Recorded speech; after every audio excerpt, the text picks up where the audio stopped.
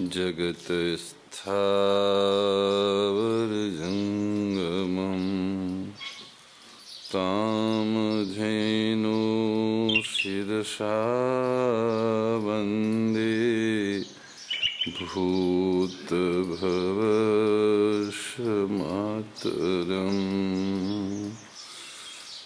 नमः ब्रह्मण्यदेवाय गोब्राह्मणहिताय च जगद्धिताय कृष्णाय गोविन्दाय नमो नमः। वसुदेवसुतं देवं कंसचाणूरमर्दनं देवकी परमानन्दं कृष्णं वन्दे जगद्गुरुं। श्रीराम जय राम जय जय राम, श्रीराम जय राम जय जय राम, श्रीराम जय राम जय जय राम। धर्म की अधर्म का प्राणियों में विश्व का गौ माता की हर हर महा।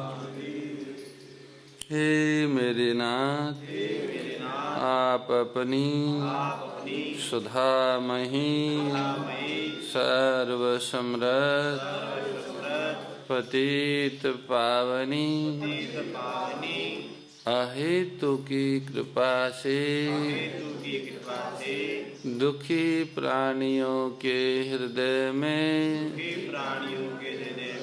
त्याग का बल एवं सुखी प्राणियों के हृदय में गौ सेवा का बल प्रदान करें, जिससे वे सुख दुख के बंधन से मुक्त हो आपके पवित्र प्रेम का आस्वादन कर कृतकृत्य हो जाए। हरि शरणम हरि शरणम हरि शरणम हरि शरणम हरि शरणम हरि शरणम हरि शरणम हरि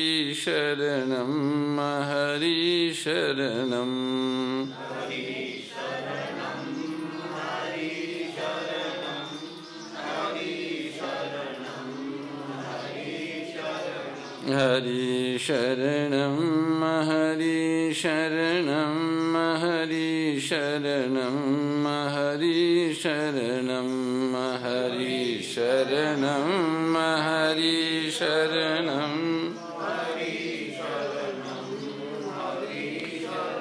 सुरभिशरणं सुरभिशरणं सुरभिशरणं सुरभिशरणं सुरभिशरणं सुरभिशरणं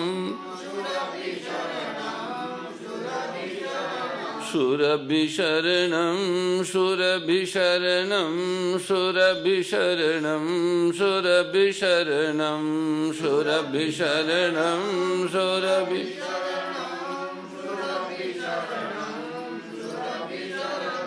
हरि शरणं हरि शरणं हरि शरणं हर शरणं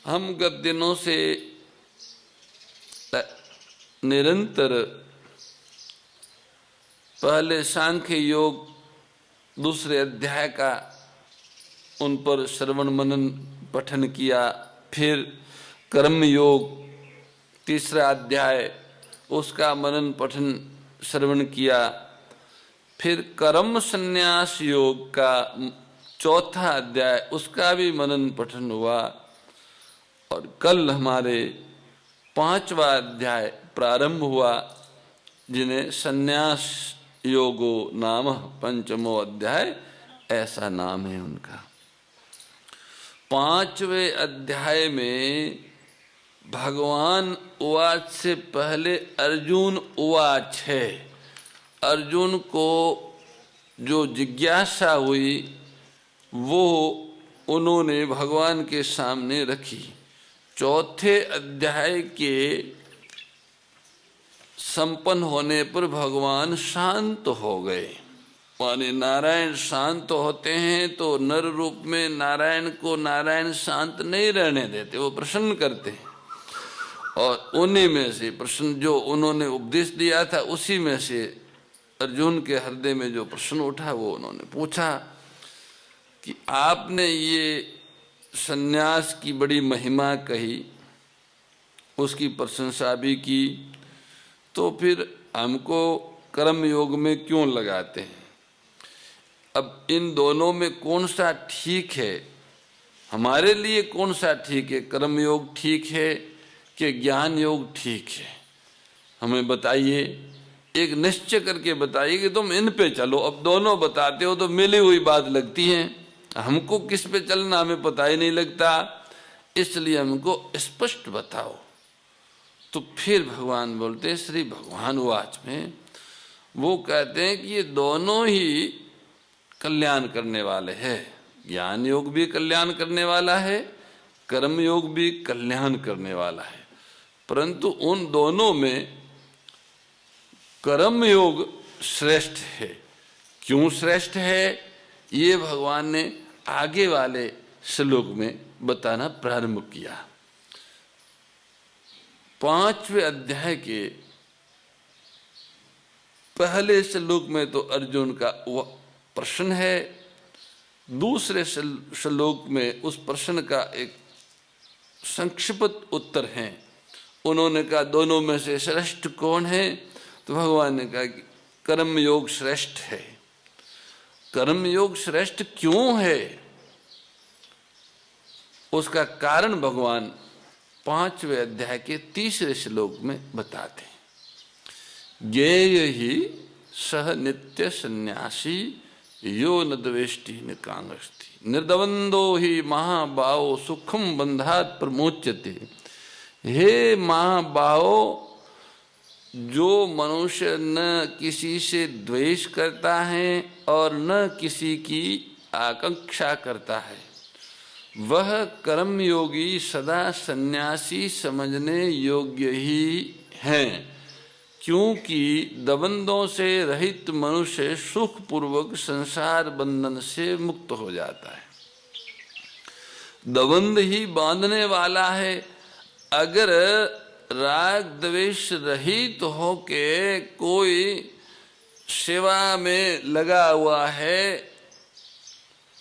कर्म क्षेत्र में, तो वह मुक्त है।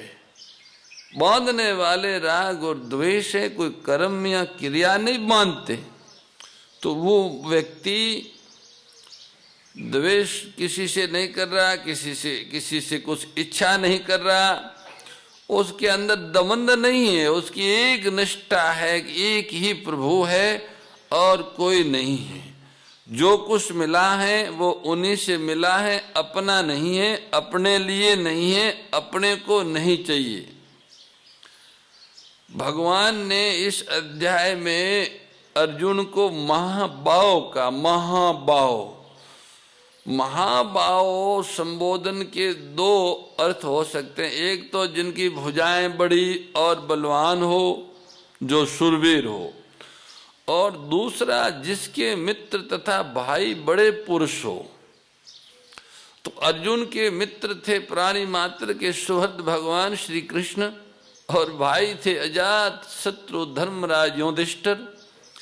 इसलिए यह संबोधन देकर भगवान अर्जुन से मानो यह कह रहे हैं कि कर्मयोग के अनुसार सबकी सेवा करने का बल तुम्हारे में है, तुम सुगमता से कर्मयोग का पालन कर सकते हो। यो न द्वेष्टि, कर्मयोगी वह होता है जो किसी भी प्राणी पदार्थ परिस्थिति सिद्धांत आदि से द्वेष नहीं करता। कर्मयोगी का काम है सबकी सेवा करना, सबको सुख पहुंचाना। यदि उसका किसी के भी साथ किंचन मात्र भी द्वेष होगा तो उसके द्वारा कर्मयोग का आचरण सांगोपांग नहीं हो सकेगा। अतः जिससे कुछ भी द्वेष हो उसकी सेवा कर्मयोगी को सर्वप्रथम करनी चाहिए। सबसे पहले न द्वेष्टि पद देने का तात्पर्य यही है कि जो किसी को भी बुरा समझता है और किसी का भी बुरा चाहता है वह कर्मयोग के तत्व को समझ ही नहीं सकता। प्राणी मात्र के हित के उद्देश्य से कर्मयोगी के लिए बुराई का त्याग करना जितना आवश्यक है उतना भलाई करना आवश्यक नहीं है। त्वमेव माता च पिता त्वमेव त्वमेव बन्धुश्च सखा त्वमेव त्वमेव विद्या द्रविणं त्वमेव त्वमेव सर्वं मम देव देव। नमोऽस्त्वनन्ताय सहस्रमूर्तये सहस्रपादाक्षिशिरोरुबावे सहस्रनाम्ने पुरुषाय शाश्वते सहस्रकोटियुगधारिणे नमः। गुरुर्ब्रह्मा गुरुर्विष्णुः गुरुर्देवो महेश्वरः गुरुर्साक्षात् परब्रह्म तस्मै श्री गुरुवे नमः तस्मै श्री गुरुवे नमः। परम श्रद्धेय गौरीशी स्वामी श्री दत्त शरणानंद जी महाराज की प्रेरणा व मार्गदर्शन में विश्व के सबसे बड़े गौ सेवा संस्थान श्री गोधाम महातीर्थ पथमेड़ा द्वारा संरक्षित लाखों बीमार विकलांग वृद्ध एवं अशक्त गोवंश वेद लक्षणा गोमाता की सेवा के साथ साथ भारतीय गोवंश का संरक्षण संपोषण संवर्धन एवं उनसे प्राप्त पंचगव्यों का परिष्करण व विनियोग करना, घर घर गोपालन, गो अभ्यारण्य, घास चारा उत्पादन हेतु गोचर भूमि का विकास, गोपालन लोक संस्कृति के पुनर्जागरण हेतु वेद लक्षणा गो महिमा का प्रचार प्रसार करना तथा गोपालक किसानों के स्वावलंबन हेतु गो कृषि अन्न एवं गो दुग्धान का गुणवत्ता युक्त बाजार तैयार करना श्री गोधाम महातीर्थ का पावन उद्देश्य है। आप सभी दानदाता श्री गोधाम महातीर्थ पथमेड़ा द्वारा संचालित गो सेवा महाअभियान में बढ़ चढ़कर सहयोग कर लाखों बीमार विकलांग वृद्ध एवं अशक्त गोवंश के गोग्रास सेवा हेतु श्री गोधाम महातीर्थ पथमेड़ा लोक पुण्यार्थ न्यास के बैंक ऑफ बड़ौदा खाता संख्या 084901000238827 IFSC कोड BARB 0 ASHRAM शाखा आश्रम रोड अहमदाबाद में गोग्रास सेवा निमित्त जमा कर सकते हैं। अधिक जानकारी के लिए संपर्क करें 7742093179 7665059999 7073000151।